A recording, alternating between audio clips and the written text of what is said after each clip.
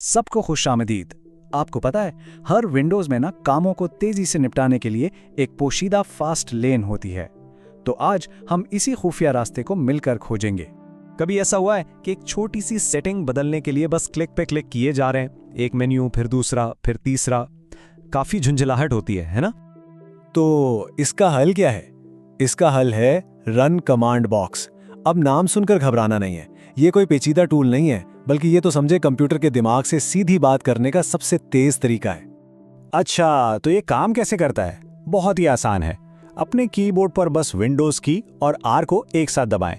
एक छोटा सा बॉक्स सामने आएगा ना, बस उसमें CMD टाइप करें और एंटर दबा दें, और ये लें, कमांड प्रॉम्प्ट आपके सामने है। चलें अब एक बहुत ही आम मसले की बात करते हैं, इंटरनेट के मसाइल।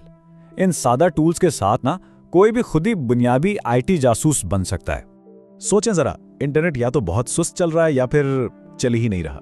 अब टेक्निकल सपोर्ट को फोन करने से पहले कुछ चीजें हैं जो खुद भी चेक की जा सकती हैं। तो पहली कमांड है ipconfig, यानी ipconfig।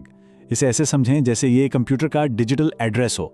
ये कमांड आपको सारी बुनियादी नेटवर्क मालूमात दिखाएगी, जैसे कि IP एड्रेस और एक बहुत अहम चीज़, डिफ़ॉल्ट गेटवे।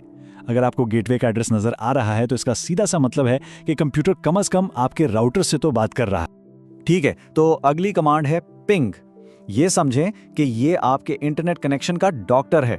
इससे आप किसी भी वेबसाइट को, जैसे google.com, पिंग करके ये देख सकते हैं कि आपका कंप्यूटर उससे बात कर पा रहा है या नहीं। अगर जवाब में रिप्लाई फ्रॉम लिखा आए तो मतलब कनेक्शन ठीक है, लेकिन अगर रिक्वेस्ट टाइम्ड आउट नजर आए तो इसका मतलब है कि कंप्यूटर का इस वेबसाइट से राब्ता नहीं हो पा रहा। तो आसान लफ्जों में ipconfig ये बताता है कि कंप्यूटर नेटवर्क पर मौजूद तो है, और पिंग ये चेक करता है कि क्या ये बाहर की दुनिया से बात कर सकता है। ये दोनों मिलकर सच में नेटवर्क के मसाइल हल करने के लिए एक जबरदस्त जोड़ी हैं। चलें अब नेटवर्क से हटकर कंप्यूटर के अंदर झांकते हैं। देखते हैं कि सिस्टम की परफॉर्मेंस और सेटिंग्स को कैसे अपने कंट्रोल में लिया जा सकता है। असल में PC का इंचार्ज कौन है? आप खुद हैं। इस हिस्से में हम यही देखेंगे कि लंबे चौड़े मेन्यूज में खोने के बजाय सीधी कमांड से सिस्टम को कैसे चलाया जा सकता है। यहां पर ना 3 बहुत ही काम की कमांड्स हैं। सबसे पहले है टास्क MGR, यानी टास्क मैनेजर। अगर कोई प्रोग्राम हैंग हो जाए ना, या काम करना छोड़ दे, तो यहां से इसे फौरन बंद किया जा सकता है, और ये सिस्टम की परफॉर्मेंस पर नजर रखने के लिए भी जबरदस्त है। अच्छा, दूसरी कमांड है कंट्रोल। ये सीधा कंट्रोल पैनल खोल देती है, जो समझें कि आपके सिस्टम की सारी सेटिंग्स का हेडक्वार्टर है। डिस्प्ले, साउंड, प्रोग्राम, सब कुछ यहीं से कंट्रोल होता है। और फिर आती है तीसरी कमांड msconfig। इससे ये कंट्रोल होता है कि कंप्यूटर के ऑन होते ही कौन से गैर जरूरी प्रोग्राम खुद ना चल पड़े। इससे स्टार्टअप की स्पीड बहुत तेज हो जाती है। तो ये तीनों मिलकर सिस्टम पर एक तरह से मुकम्मल कंट्रोल दे देती हैं। तो अब तक हमने क्या सीखा? यही कि अब हमारी डिजिटल टूल किट में कुछ बहुत ही जबरदस्त टूल्स आ गए हैं। ये ना सिर्फ वक्त बचाते हैं, बल्कि सिस्टम पर हमारा कंट्रोल भी बढ़ाते हैं।